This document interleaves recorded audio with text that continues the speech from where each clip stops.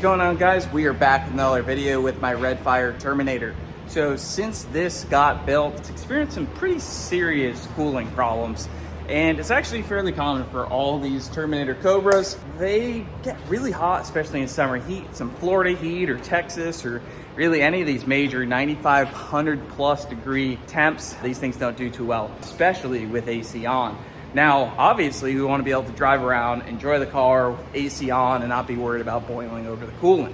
So we got hopefully some fixes for that today. It's also stock intercooler pump, so we're going to swap out the intercooler pump as well, install a larger intercooler reservoir, a bigger radiator, and a bigger radiator fan. This radiator fan is not a completely new thing, but it's not too common, and we're gonna see if it works well. So right here, we have an SVT Contour dual fan closed shroud setup. It's not quite a bolt-on. We'll have to do a little bit of finagling on this, but below that, we have a 3-row radiator aluminum. We're gonna give that a try out because we still have a stock radiator in this as well. We're also gonna be doing a KMJ intercooler pump. We also have a freshly powder-coated larger intercooler reservoir that we're going to install on this. If you guys don't know, we have a ported Eaton. This car makes a little bit over 600 wheel horsepower, and it's been pretty good. Really, the major issues is just dealing with temps here in the Florida summer. So we're going to start by draining the coolant, pulling the bumper off, all that kind of stuff. So let's go get into it.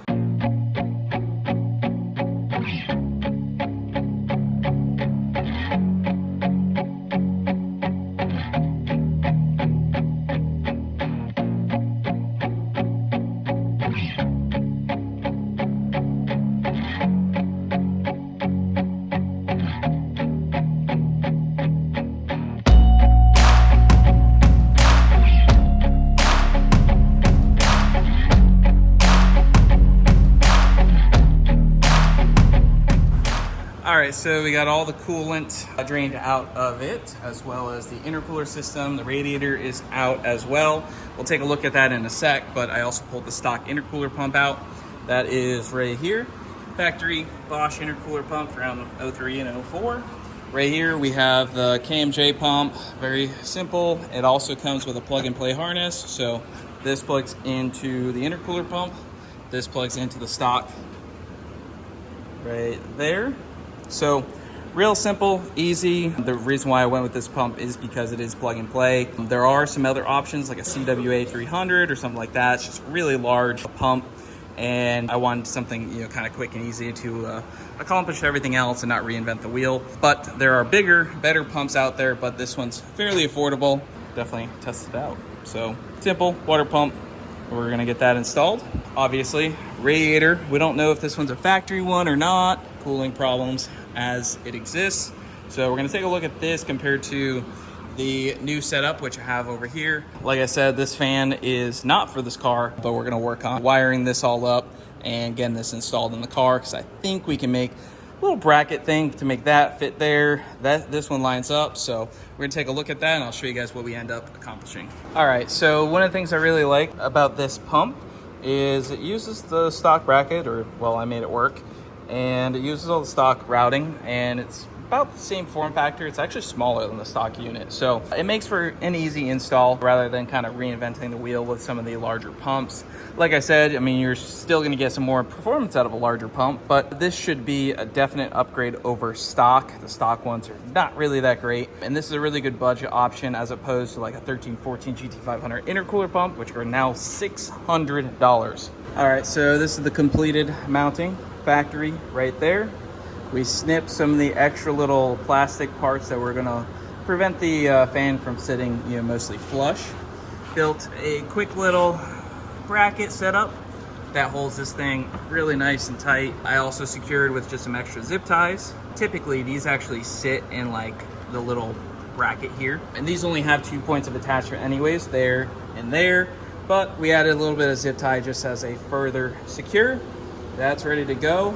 Now we're gonna need to build our wiring relay system. So as soon as the fans go to kick on, so the regular fan setting is gonna trigger both full blast. I don't really see a need to have a ramping speed.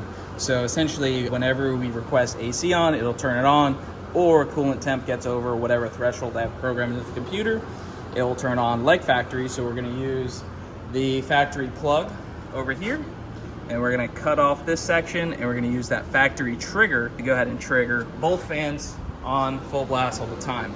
Now, my theory as to why this is gonna cool better than factory, we do have two smaller fans, right? Smaller than that big, large one, but they have a closed shroud. So it's gonna be able to pull, that's why I try to make this as flush as possible. It's gonna be able to pull from pretty much the whole edge of this. You see there's a little bit of hangover here, but we're gonna be nice and sealed right there. And I think this should work well. We're obviously gonna test it and find out. All right, so you can see right here, we're just identifying which way is push versus pull, because you can obviously opposite polarity. So we got the power probe. And if we go the other way, you can see push. And flip it back.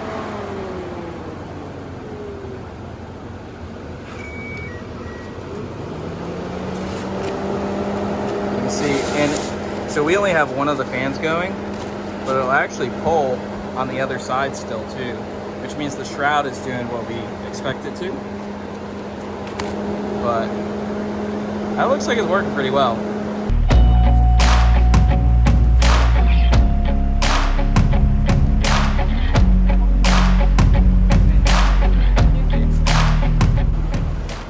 So that's the complete assembled unit. We just tried to drop it in the car, and it looks like we're gonna have to actually pull the fan off, which is not a big deal. We'll just cut the zip ties. We'll zip tie it up later, but it'll simply unbolt right from there, and there comes right off, no problem.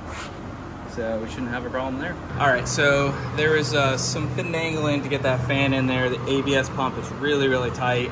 Might do an ABS delete, possibly, but it is currently fitting in there with ABS. Basically unbolted it, moved it out of the way.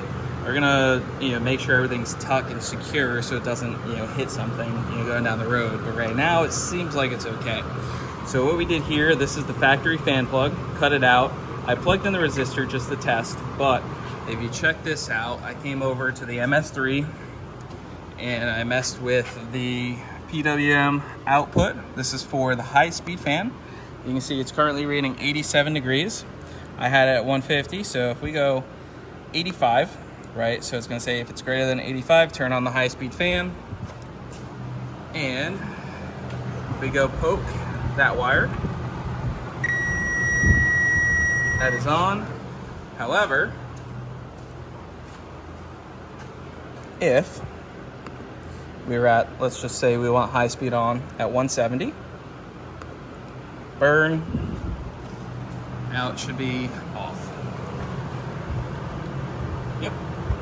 All right, so we got our trigger. We know what's gonna trigger the dual fan relay.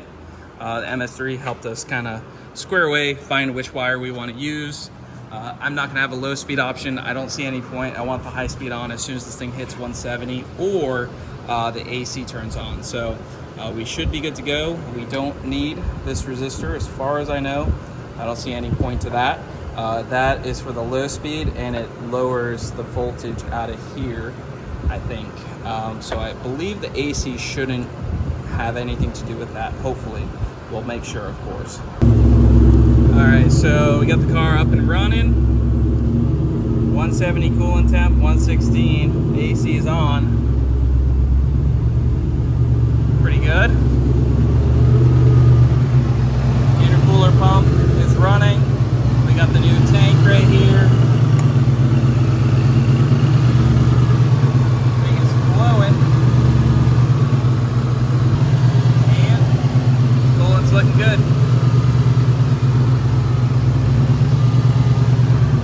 Fan is working. You can feel it. And put a paper to the condenser. See, pulling some air in. Pretty good.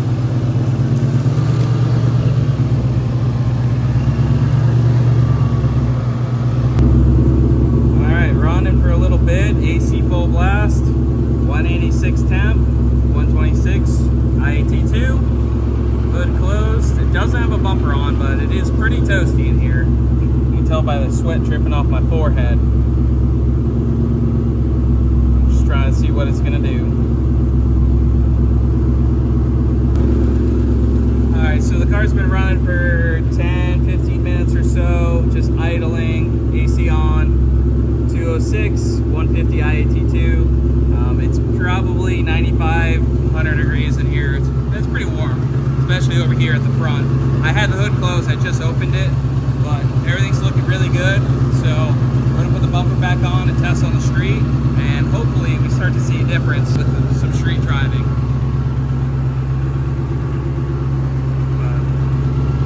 Got this large reservoir for the intercooler system now. So, and a larger radiator. And of course, we got the SVT contour fan in it. Running pretty good. All right, so we are driving now, AC blasting. We got 191 on the coolant temp, 151 on the MAT.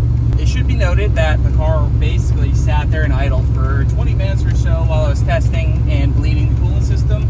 So that blower temp is definitely going to be hot. Once we start getting some airflow over the heat exchanger, we should start to see that come down as well. But the coolant temp is looking great right now. AC, we're just kind of idling through. We're going to hit some traffic. We're going to hit the Starbucks. And our goal is to never have to turn this AC off because the coolant temp gets too high. So I'm hoping that was the whole goal of this whole deal, was so I can go through stop and go traffic, Myrtle Beach, Mustang Week, whatever, and never have to be worried about this thing being too hot. So let's try it out. Okay, so far, middle of the day, 90 something degrees out. It's pretty toasty. 199 coolant temp, 148 IAT2. We're cruising along. So once we hit one of these stoplights, we're going to take a look and make sure this thing doesn't start skyrocketing, because that's basically what it would do before. Holding a 198, that's really not bad. We actually got a stoplight coming up here. Now, with this car being camped, typically when you whack the throttle closed, you'll actually see the IAT2 shoot up quite a bit. But we're coming to a stop, and we're gonna see. That looks good. We'll get nice and close to this truck so we're absorbing the heat. Well, we're going, but there's 198. It's holding pretty strong.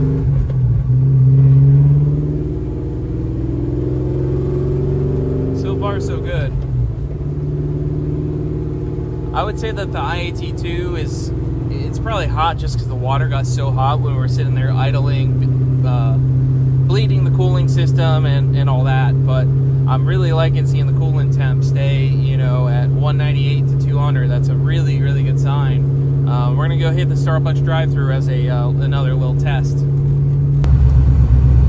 All right, so a lot of stop and go traffic. We're parked. We're going to the UPS store. AC still blasting, 200 degrees and holding. This is worlds better than what it was before. I could never just park in this 95 degree heat and leave the AC on. This thing would have been at 230. I'd be turning AC off, sweating it. Pretty good.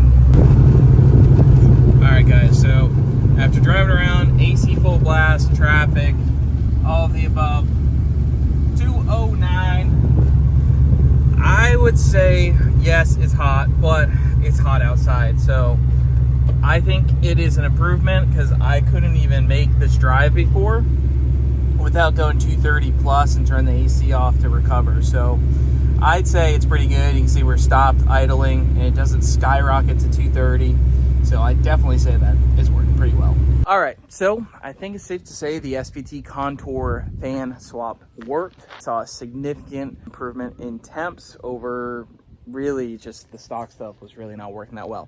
We also did the radiator at the same time, so that is a contributing factor there as well. But I think everything all is working in sync. We also did the intercooler pump, but with the temps being so high and the car already basically being heat soaked, I think that heat exchanger, although it's an AFCO unit, it's pretty small too, so I think that is going to be something worth upgrading down the line as well. We also got the larger intercooler tank. It's probably super hot. It's actually leaking. very common. I've seen that before, so probably gonna have to change out that cap. It is what it is.